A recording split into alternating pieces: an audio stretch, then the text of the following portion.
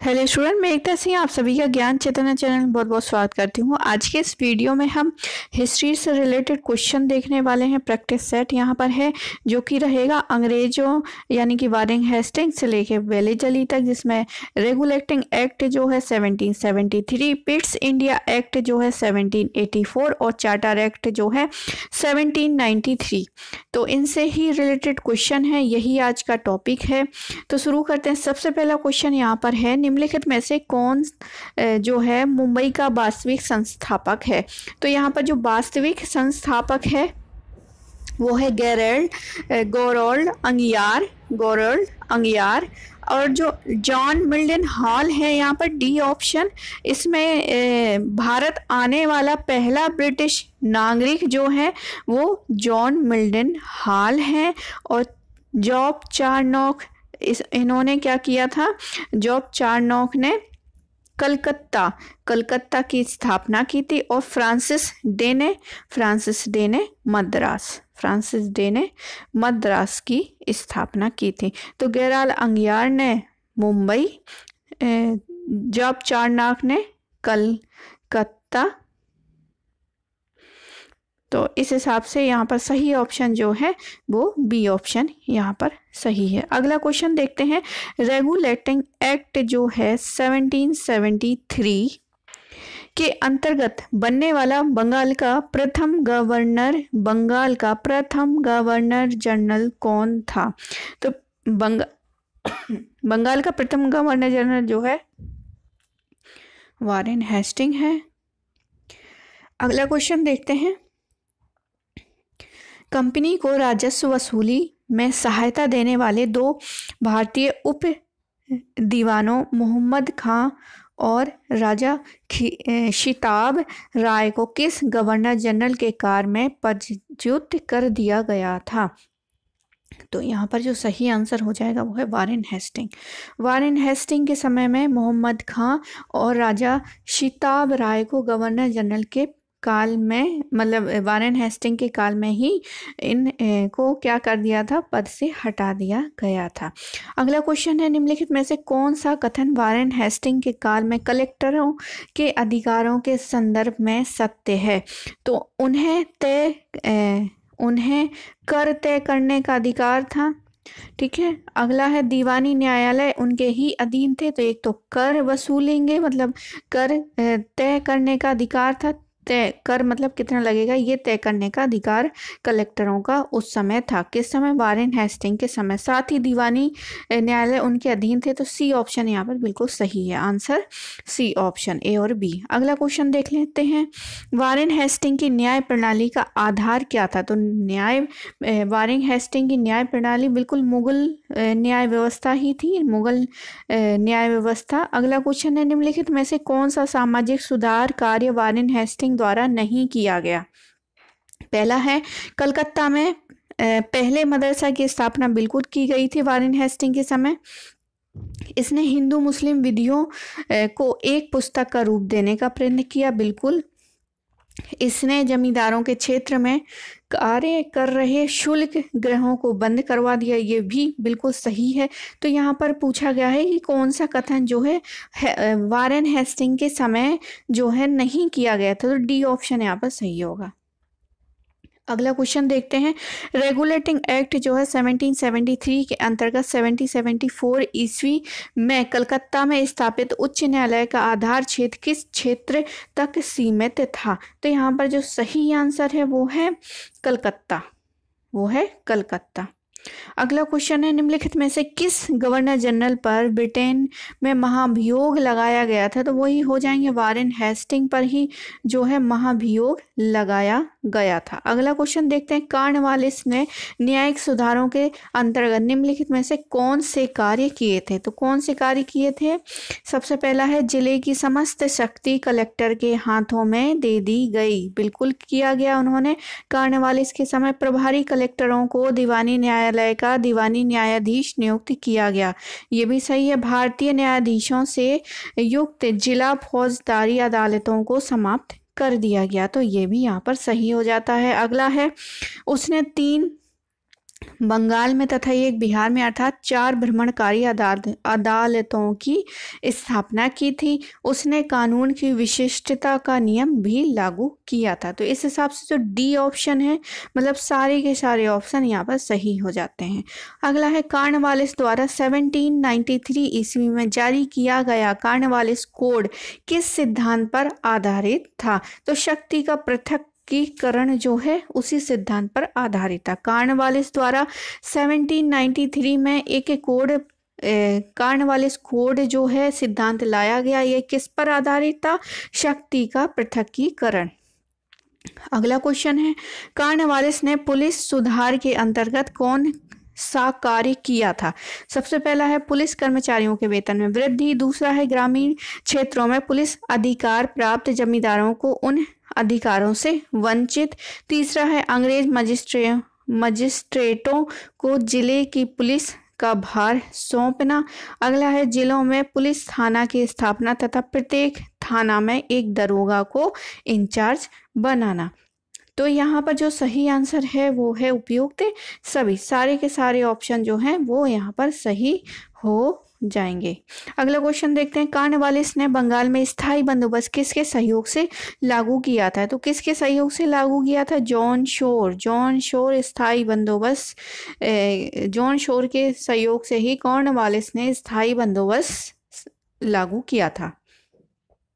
अगला क्वेश्चन देखते हैं निम्नलिखित में से किस गवर्नर जनरल के काल में 1793 ईस्वी का चार्टर एक्ट ब्रिटिश संसद में पास हुआ था?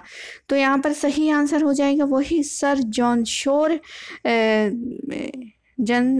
सर जॉन शोर जो हैं, ये क्वेश्चन क्या, निम्नलिखित में से किस गवर्नर जनरल के काल में जो है 1793 ईस्वी में चार्टर एक्ट ब्रिटिश संसद में पास हुआ था? तो यहाँ पर सर जॉन शोर जो हैं वो एकदम सही हो जाएंगे। अगला क्वेश्चन है निम्नलिखित में से कौन गवर्नर जनरल हस्तक्षेप की नीति के पालन के लिए मशहूर है? कौन सा गवर्नर है जिसने हस्तक्षेप की नीति अपनाई थी? तो सर जॉन शोर। अगला है लॉर्ड वेलेस्ली द्वारा अपनाया गया सहायक संधि की प्रणाली का मुख्य उद्देश्य क्या था? सहायक संधि की प्रणाली का मुख्य उद्देश्य क्या था? सबसे पहला है भारत में अंग्रेजी साम्राज्य का विस्तार करना, दूसरा है कंपनी को आर्थिक रूप से संपन्न बनाना, भारतीय राज्यों को पगमु बनाना, उपयुक्त सभी। तो सहायक सबसे पहला है भारत में अंग्रेजी साम्राज्य का विस्तार करना। तो यहाँ पर जो आंसर है वो भारत में अंग्रेजी साम्राज्य का विस्तार करना, ये सहायक संधि की जो है मुख्य उद्देश्य था। अब सहायक संधि में सबसे पहला जो है स्वीकार करने वाले राज्य थे हैदराबाद। उसके बाद हैदराबाद ने कब किया था? तो हैदराबाद ने 1889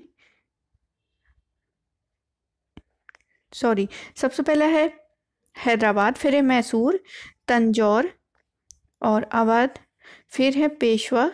तो इस हिसाब से सहायक संधि ये हैदराबाद हो गया, मैसूर हो गया, तंजौर हो गया, अवध हो गया, पेशवाओं ने की थी।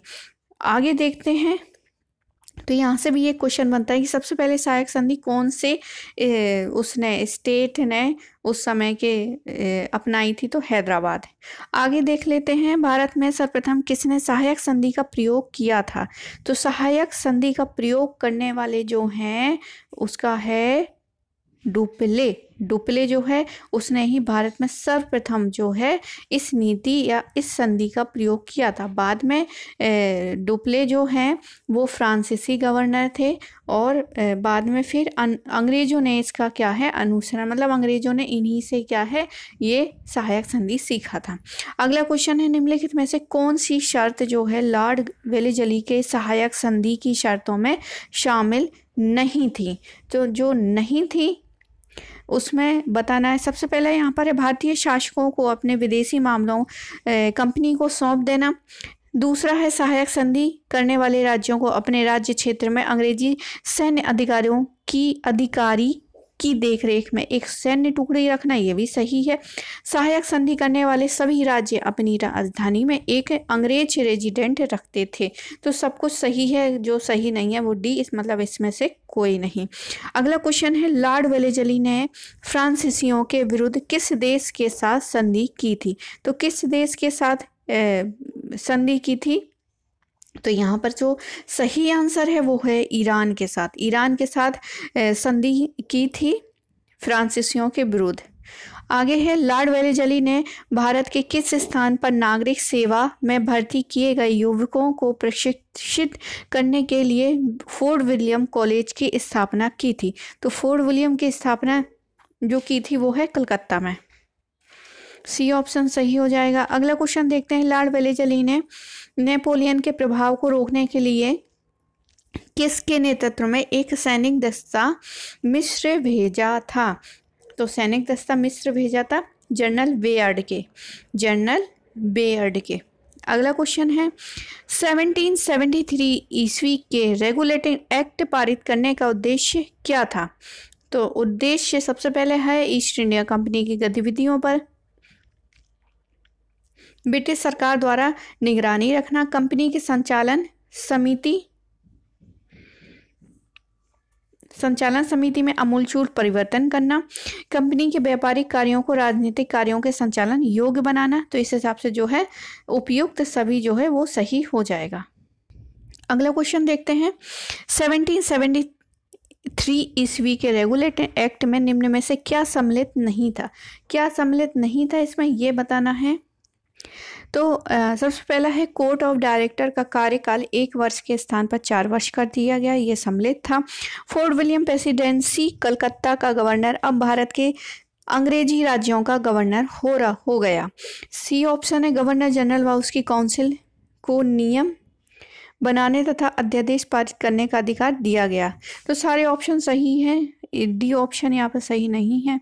अगला क्वेश्चन देख लेते हैं, निम्न में से किस एक्ट के तहत मद्रास तथा बम्बई के गवर्नर बंगाल के गवर्नर के अधीन कार्य करने लगे थे?